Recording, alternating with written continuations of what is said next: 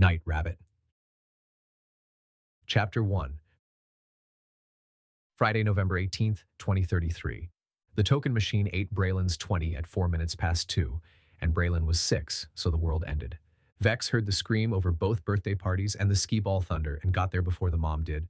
Down on his heels at kid height, visor shoved back, damp curls stuck to his forehead. Hey, big man. Look at me, not the machine. The machine's a jerk. Everybody knows it. Braylon looked. Kids always looked. Something in Vex's face worked on them like a porch light works on moths, and he'd never once wondered why. He was just glad. He shone his phone light into the bill slot, worked the return lever, got nothing. Marcy kept the key on her belt, and Marcy was at the prize counter mid-lecture about a missing lanyard. $20 was 200 tokens. The tip cup behind register 2 held $43, mostly ones. He bought the tokens himself off Denise at the counter and poured them into Braylon's bucket from up high so they'd make the good sound. Braylon's mom tried to hand him a folded bill and he backed off, waving both hands like she'd offered him a snake, already grinning, already gone. 2 parties ran that afternoon, staggered wrong, so happy birthday came from opposite ends of the floor out of sync. Skee ball rumbling under it, the ball pit hissing under that.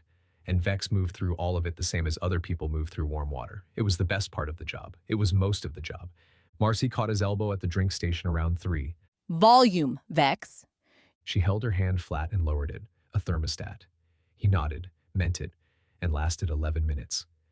By the second cake, his polo stuck to his back, and the pink had climbed out of his collar, up his throat, into his ears.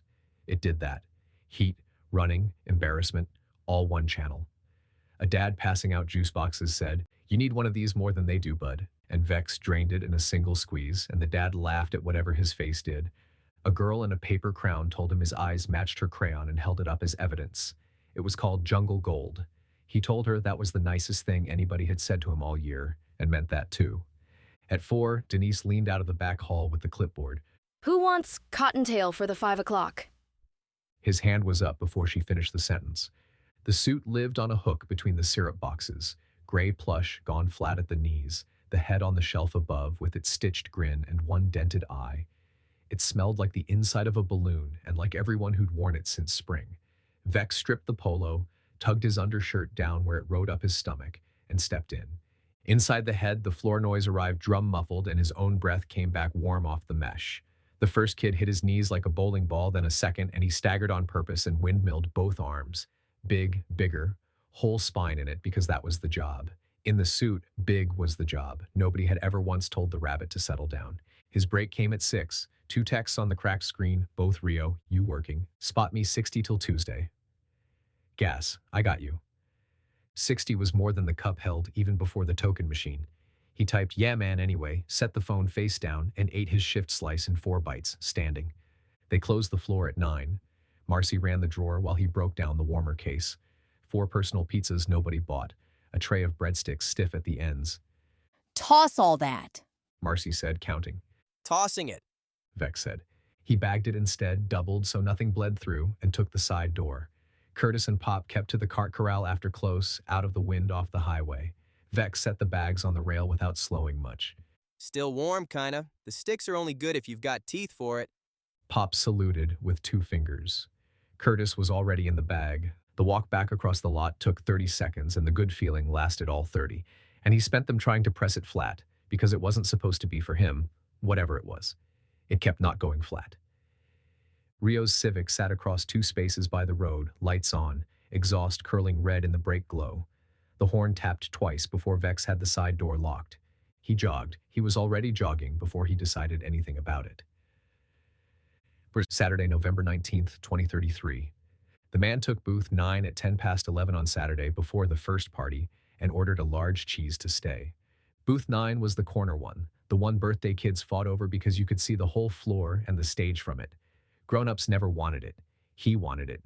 He was 50-something. Silver buzz cut, sunburn on the back of his neck and none on his face, a fleece vest zipped to the chin over a golf shirt. A gold band sat deep in the flesh of his ring finger.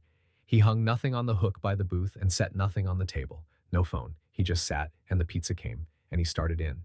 The noon party landed, and the floor went loud, and Vex went with it, tokens and balloons and a juice spill the size of a county. Every time he came off the floor with a bus tub, The man's face was pointed at him, not at the stage, not at the cake, at him. Vex smiled the first 2 times because that's what a pointed face got. The man didn't smile back and didn't look away either, and Vex quit keeping track after that, or told himself he did. The back of his neck stayed hot through the whole rush. He put it down to the ovens. Booth 9 giving you a weird feeling? Denise asked at the counter, quiet, snapping a lid on a pitcher. He's just slow with it. Vex said. Some people savor. By the 1 o'clock party, the man was 4 slices in. He folded each one lengthwise before he ate it and wiped his fingers after on a fresh napkin, 1 napkin per slice, the used ones squared into a stack by the palm shaker. He watched the room the whole time like the room was worth watching, and mostly what the room had in it was Vex. When the floor sang for the 1 o'clock kid, every head in the building went to the cake. Vex, clapping along at the party rail, found the one face aimed the other direction. His stomach did something he didn't have a word for, so he clapped harder. Denise put him in the suit at 1:30. Inside the head, the world went drum-muffled and far, and the safe feeling came down over him, same as always. It lasted 1 lap. Through the mouth mesh, everything arrived gray and grainy, and Booth 9 arrived anyway. The man had stopped eating. Slice 6 sat folded on his plate going cold while Cottontail high-fived a row of second graders, and he watched the suit work with his chin down, patient, a man at a stoplight. Vex's arms kept the job going.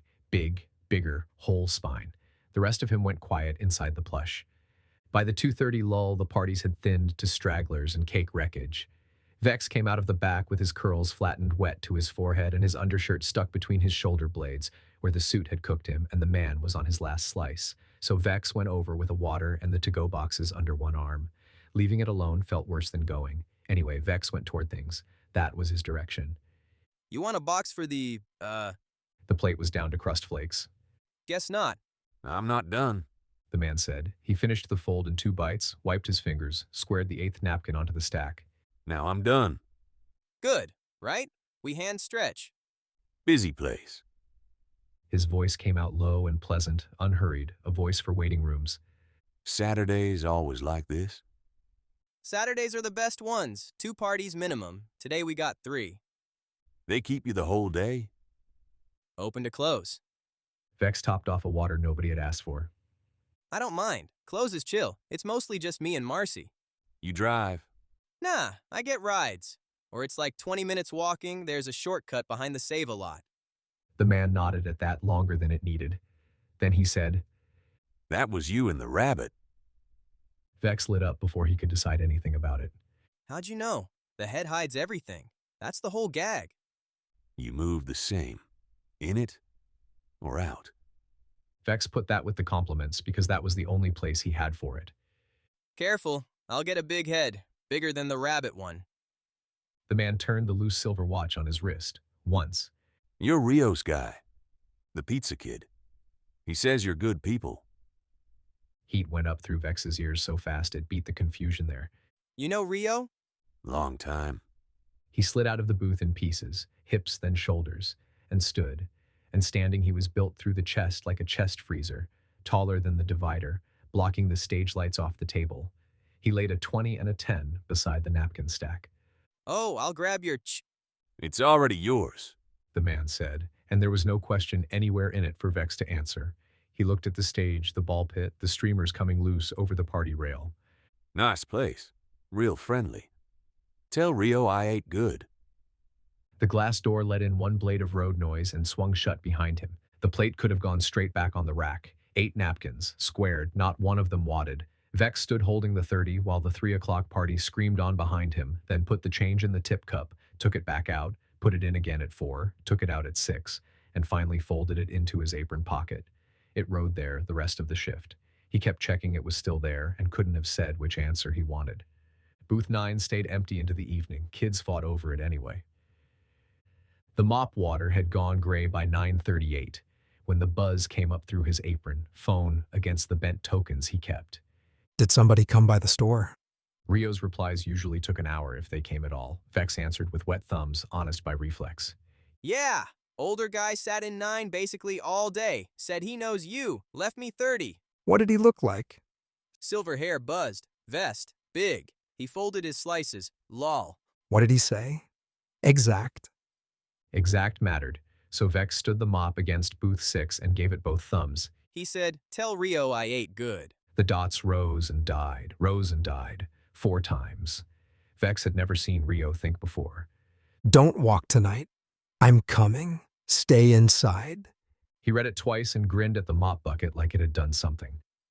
Ride's coming early. He told Marcy. Case first. She didn't look up from the drawer. Until your ride, the lot's not a waiting room. He broke down the warmer case. 2 personals tonight, the sticks, bagged and doubled while Marcy counted ones with her rubber thumb.